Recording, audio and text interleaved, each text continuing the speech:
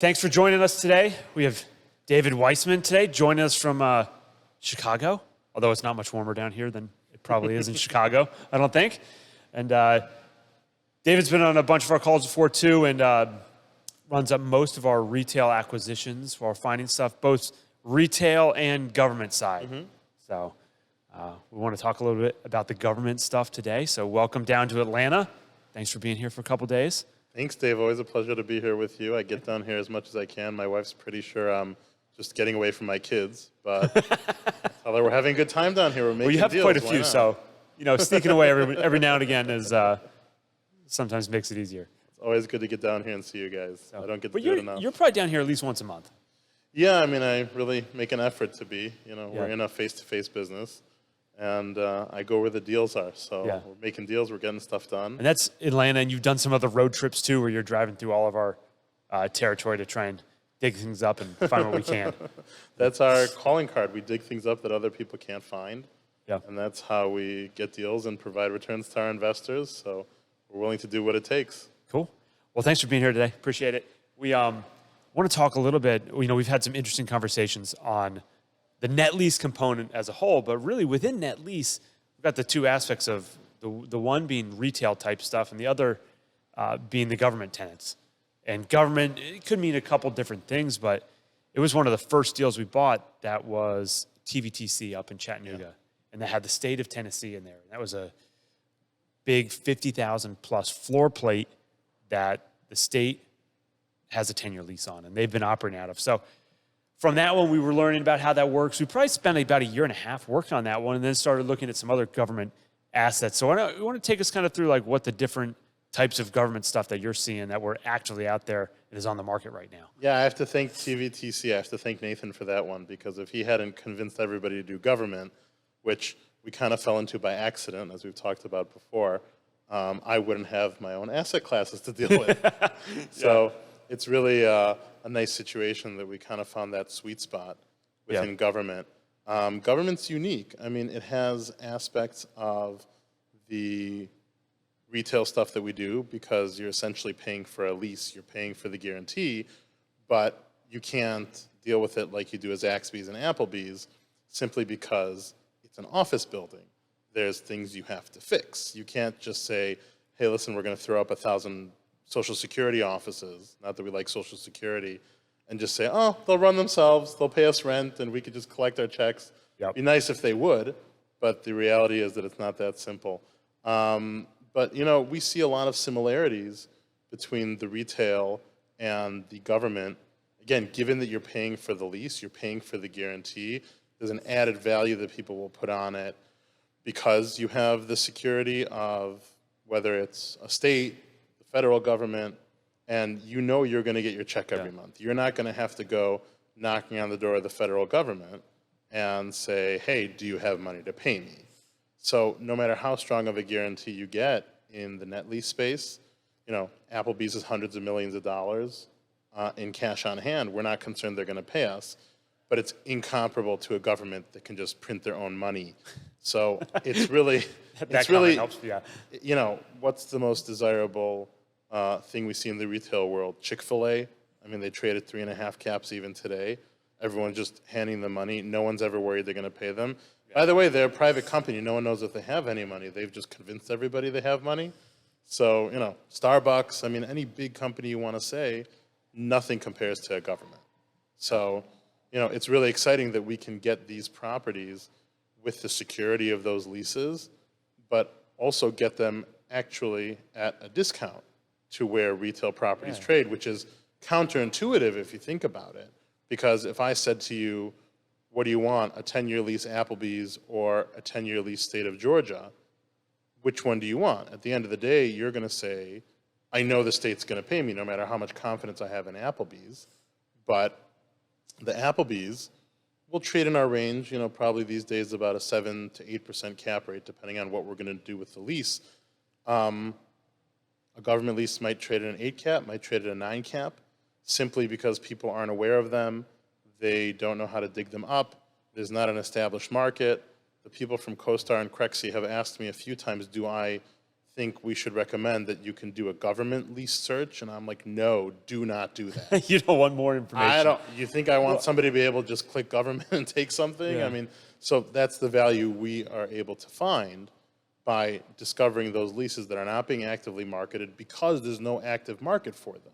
I shouldn't say there's no active market. There's no clear channel for them to specific. be marketed. Yeah, no, but these government leases, I mean, this is a lot of different types. So you have state and local, Yeah. and you have federal. And then even within federal, you know, some of the stuff we have are VA clinics, so it's like a little bit medical. I mean, Yeah. they're performing medical services within them, but it's still government backed. Then you have everything. You know, we have a state insurance board, which is a state government. Yeah. We have all sorts of the different divisions within the federal government that can sign leases. And a lot of it's done under GSA though, where Yeah. GSA is going out and signing those leases for them. Yeah, and our big thing is, again, to me, it's really a hybrid between the retail world versus the medical commercial office world, where you have to know the business inside out. You have to understand how the government operates. You have to understand what they're looking for. You're almost looking at it from the way we would evaluate a brand, which is we know we want things that are mission critical, we talk about a lot, where some sectors of government, you know, they have Social Security center call centers that they can move to anywhere because a bunch of people sitting in an office and all they need are phone lines, all the way to this place that That's no different than any other business. oh, that's right? a regular office. I mean, it's harder for them to move because they're the government. They have longer processes, but essentially they don't need your place relative to anybody else. But when we talk about tenants that we have, like Social Security, like VA, what do we love about them is they have to have build out that they can't get anywhere else. And that really locks them into the location. Or they're an agency that specifically services an area. So if we talk about our state of North Carolina building that you referenced, that's essentially an insurance board, but they need to be in that specific area. They need to be in the state capital, which is in Raleigh, and they're already entrenched as the state headquarters. So for them to pick up, they don't have 10 branches that they could say, oh, we need a little more office space here, we need a little less there. They're entrenched in the state headquarters there, which gives us confidence in their long-term ability to stay there. Yeah. So it's interesting. The retail leases or an Applebee's might trade at a lower cap rate than a government-backed lease. Yeah. Meaning lower cap rate is going to have a lower yield on the investment. Mm-hmm. So the government lease is actually going to earn more than retail leases. Currently, that's what we're seeing in the market, but it also could be perceived as less risky if you know the right one you're buying. We're not just going out and buying any retail lease either. And we're not just going out and buying any government lease. There's certainly a whole lot of homework that goes into that. So let's talk about the different types of the leases that are out there, because most of our pure retail plays are net leases. Whereas the government and all the different agencies and the types of assets they have a wide spectrum of lease types that are out there. So we can't just go buy any government building. They're not all the same. Right, and we have bought across the spectrum because obviously throughout Greenleaf we have anything from full service leases on the one side of it where the tenant has to do absolutely nothing. You know, a light bulb breaks, you have to... Full service meaning us, Greenleaf, as Yeah, the property we have to manager, do everything. has to perform all the services within that asset. So the light bulb breaks and Mark gets a call, or I imagine someone working with Mark, that says, my light bulb broke, you need to come fix it. And they won't touch anything. And they're within their rights to do that because that's why they're signing a full service lease. But we have on the other side of the spectrum what we call full triple net leases, which is, you know, an Applebee's, a Zaxby's. I'm just referring to the ones we buy a lot. Well, yeah, those are all, like, we're doing nothing. If they call us to say anything's wrong, the answer would be like, what are you calling us for? Because we literally have zero landlord responsibilities. And when we say zero, we mean zero. I mean, a car could crash into the side of it and they have to figure out how to fix it, or they have to claim that it's condemned and then they have to have a big payout because we're insured under their insurance per the terms of the lease. So we have zero liability. They come to us, they say something's wrong, and the answer is, well, you fix it or pay us out of the lease. I mean, that's really how they work. If we look at the middle area of that as the modified gross, which is just kind of a toss-up of anything could go in, anything could come out of how you're managing them. But when we're trying to find the government ones, if we, the government has those across the board, whereas for the most part, Zaxby's that we're going after has one type of lease that they're uniformly doing with all their operations, whereas the government has a whole spectrum. Oh, yeah. And you learn the nuances of how different branches of the government operate versus how state governments operate. So, as an example, state governments are much more likely to have reimbursements in them. They're much more likely to have rent bumps in them, whereas the federal government, the GSA, is so massive that they can basically just put out proposals and have a bunch of people running for their space. And they can really keep their rental rates low and try and hammer you on being full service, depending on the branch, because some branches, like the Secret Service as an example, they don't want people going in there. So the last thing they want is a toilet to break, and they have to let one of their operators in to see what's going on in there. I recently toured a place that they had maps of a foreign country that they were planning security options for, and we're like, they don't want to call us in here. The last thing they want is that we ever come in here. They want to send us the check, and that's it. So we do try and focus in our government searches on leases that are easier to operate, have less responsibility, and ultimately are going to make it easier for us to provide returns, because if you know you have a full-service lease, your costs, it's very hard to quantify in many cases what they could end up being. You're responsible for anything that comes up, so your costs are totally open. Right. Technically, your risk is unlimited. Obviously, we have experience and we know how to account for that. But our state of North Carolina building in Raleigh, the insurance board, is a perfect example. It's actually really rare. They're not only on a double net lease, which is about as good as it's going to get for government. You're not really going to find triple net leases. But I mean, they have to take care of almost everything that would happen in the building. So double net means we've got one or two items that we're not responsible for. Right. So this is... Or that we are responsible for. It's a state building that has a Dollar General lease, which is, the standard Dollar General lease is roof and structure, which means you don't have ongoing responsibilities. You are taking on liability that if the roof is not in good condition, you're going to have to pay to fix it. But that's something that we can verify. We do a roof inspection on everything. And it's really easy to operate for us because most of what's going to happen, they're going to fix themselves. And being that it's a state lease, they have rental escalations in there, and they're responsible for the ongoing costs as the cost of operations rise. So those are the type of buildings that we really like to focus on, and we've had a lot of success with state credit. It's a lot more flexible in how they write their leases, who makes it easier on us to operate, and we've seen some good state buildings, and we're definitely looking for more. So, I mean, we think about this net lease component as a whole. We've got one giant component of an asset class, and we're breaking it down into government, and then we're kind of going further into the state part, and then we're going further into, like, we only want leases with these certain provisions. Right. Which leads us to a very small subset of something that we can buy. Yeah, so there's not a whole lot of these. You know what? That were out there. It's definitely a smaller asset class. There's no question about it. It's very low volume. Probably over the course of the year, we do our presentations every week, and I've probably presented 15 properties over the course of the year, whereas on retail, Andrew and I are routinely looking at 3 to 4 a week. And that's obviously from all the ones we whittled down that are even worth presenting. But it's very low volume. They're not actively marketed. I tell everyone there's 3 major government brokers in the country, and they're each bringing out maximum 10 properties nationwide every year.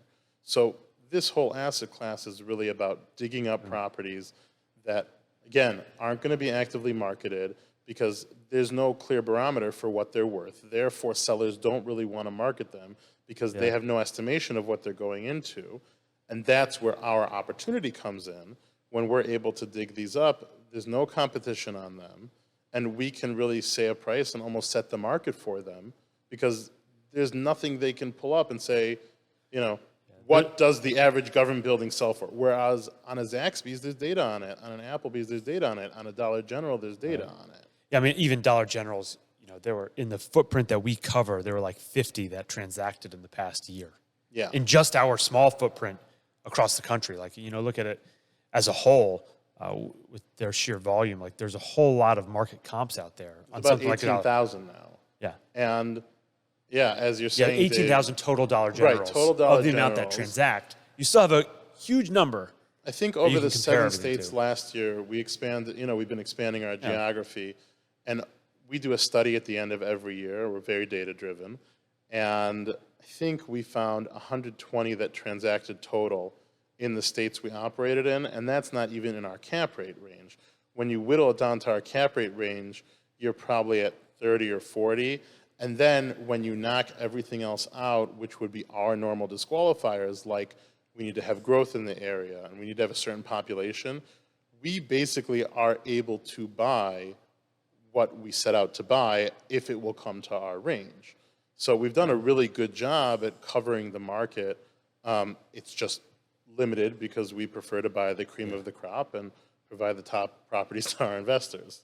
We could buy more, but what do we want to buy garbage for? That same philosophy translates to the government side, where if there's only a few that are coming up each year, we still have to look at those few and we're picking which leases match us the best, and then also in our geography, and then also specific locations that we like within that to execute a deal. Yeah. So there's not a lot of them, but when we do find one, that's where we're able to see outsized returns versus comparable other retail assets that are out there. Yeah, and we found, we had in the first quarter, we were able to close on 3 of these properties, which were, all really strong properties, all fit the geography. Either one was in Atlanta, that we know the area really well, very familiar with it. One was in Raleigh, which is such a hot market, and it's on that double net lease, which is really unique for the government. And the other one was in Columbia, and it's in a really tight market. There's not a lot of comparable space available, and it's a very mission-critical tenant. So anything that we present is going to be that cream of the crop style investment. Again, we've been out there just hammering and bringing up the properties and seeing what works. Those are all 3 different, those are a mix of federal and state and different agencies within that. So all 3 of those assets had different, it's not like we can say we're only going to buy Secret Service. There was buildings. a theory There's not a whole lot of them. There was a theory we should just buy all the VA clinics in our geography. We do own for what came up that's available, we purchased a good amount of them. We've done a good job of them, and we're building competency with those brands, which is outstanding because we can even get to know the specific people who handle those parts of the government, those types of renewals, or regional directors, and then we can leverage it when we have new properties come up and say, okay, we already understand how they operate, we understand what they're looking for, we get to know what they want in terms of renewals, and that, of course, always helps. We're going through that with the VA clinics up in Raleigh. So we've got 3 up in Raleigh and 1 of them down here, and the VA clinics as a whole are going through a big technology upfit right now that's going to be hundreds of thousands of dollars, millions per location that they're working on. But it's the same, the stuff up in Raleigh is the same asset management team that's overseeing all of our locations.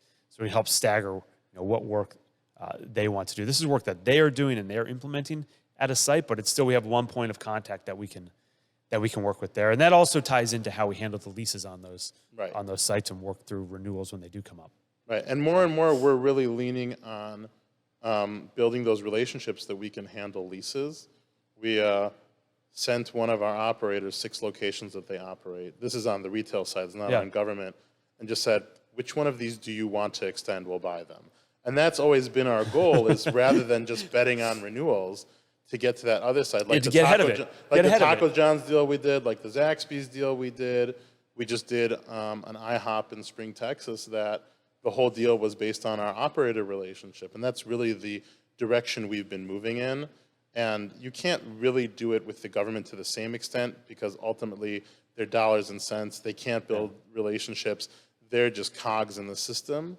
But having that knowledge of the brands, so to speak, of the different parts of the government serves a similar function to whereas you gain a competitive advantage over someone that hasn't done it before and just says, oh, this is a government lease, cool, they're going to pay me, and doesn't understand the nuances of how they're going to proceed. Yeah, they all the leases too, they have different payment terms within them. Oh, We have some of our, it's not that they're just paying at the beginning of the month all the time. They've got different time frames and ways that they're making payments within the whole system. So it's not something you can just walk right into. No. But there's definitely advantages of the space and the returns that we can see on them. So, and the government leases are really all over, partly because every time an administration shifts, whether it's on a state level, whether it's on a federal level, all of a sudden someone comes in and says, hey, here's how we want to do things. And then 2 years later, something shifts, control of Congress shifts, and all of a sudden there's a different mandate. As an example, in the government space, it's gone from, hey, listen, we don't want to do any work. We want a lot of TI money. We want the owner to do it, to where now it's gone to, we just want the cheapest lease we can get. And we don't want to take TI dollars. We simply want to be able to show on a piece of paper we paid less rent. Which, I mean, I think you got to like, too, if the government's out there trying to say we want the most efficient space at the best rate. Well, it doesn't always end up efficient for them. That's what sometimes you try and explain to them, but they're just there. The workers are there just to justify their existence, essentially, and show that they did a good job. So they're not really looking at globally what's actually good. They're just looking at what am I going to look like at my next performance review, which can sometimes make it challenging, but understanding that in of itself helps us with what we're targeting. There was stuff, too, when we would go back to 2020 and COVID, there was the lease renewals that the government was doing. I'm not sure if this was like government across the whole or state specific or how it was working, but there was a apprehension to sign any long-term leases during that time frame. They were like, look, let's just do a 1-year extension, see where things go, but that makes logical sense if you're running a business. Like, hey, if we don't have to commit to something for 10 years, let's do something for 1 year and see how it goes. But the relationship with that asset manager, even though they're not an owner of a business within the government, it's still asset manager making a decision for multiple assets on what are we doing in the short term and how do we get to a long-term position. We saw that with one of our VA clinics that has had a shorter-term lease that they keep renewing, and now they've done a slight extension, a 2-year, but not they did not do a 10-year on it. But we've been in contact, with that and managed that deal effectively, so we have a pretty good relationship with them on what they're trying to do there. So. Yeah, and most government contracts will have a rollover clause because they don't want to leave, and they also know that anything they're going to sign has to go through so many levels of approval that it's unlikely they're going to actually get themselves together in time by the lease expiration. So a lot of them do have clauses that they can roll it over, but generally there's something built in to protect the owner. So either there's a penalty involved if they stretch you out and then they don't get their act together, or there's some sort of, option built in. I mean, so there are things built in, and we're very careful what we look at in terms of what we acquire there. Yeah, so this year, we bought 3 of these this year, right? It's like, if we can pick up 2 or 3 a year, it'd be pretty exciting. I mean, finding a very nuanced little part of the market where we can find value and deploy capital into. So, cool. Well, thanks for sharing your insight here. It's good having you down here. Pleasure. I hope this was helpful, kind of give you guys some guidance on what we are looking at in the government space and kind of, how we're assessing what's out there and where we can find opportunities for yield in the marketplace right now. So, thanks. We're excited for more, Dave. I know. I think they're pretty cool. It's, there aren't that many of them, so it's not like you can go buy 20 of these things. Maybe we get a handful each year, and if, we can get them. Yeah, we pick up 3 or 4 nice ones, and the nice thing is really on exit, because they don't exist, and there are, 3, 4, 5 huge institutional groups that only want government, is that if you can aggregate a large portfolio, just the size of the portfolio is what it makes it a lot more attractive. And then on exit, if you can present a large group of buildings together, which in government, if you have 10 of them, is quite sizable, they're going to come pay you a lot of money simply because you have what to sell them that doesn't really exist in the market. So we're excited to keep adding to it. Cool. All right. Well, let's see how, what do we got, like 3 weeks until next year? We'll see how 2023 goes. We're excited to see what opportunities we can dig up. We can move as fast as you want. It's up to you. Are we going to close stuff between now and the end of the year? Nothing I know of. But listen, if you give the word, we'll get it done. Yeah. But no, we do have some good some good opportunities here. Some So couple excited to good see ones it. in the pipeline. We're seeing a nice era of what they call price discovery because the market has shifted so much and no one knows exactly to where it shifted. And they're purposely paralyzing the market with all the rate hikes. But now that things seem to be slowing down slightly, I'm not a Swami, so we just follow what's going on. We don't try and predict. It'd be too hard to guess. Now, people have had enough time as sellers to understand the new environment. And what it's doing is creating pricing opportunities now that people have probably, the sellers held on for so long to where now they're almost overcompensating because they were waiting and waiting and waiting. But in the meantime, they have pressure to sell on them, whether it's they have to refinance debt or whether it's a personal situation. So now we're almost seeing like everyone's gotten on the sidelines, and the properties that are there that do make sense, it's probably shifted more in our direction than it should have. So hoping some of these opportunities come together. Yeah, very cool. All right. Okay, thanks, Dave.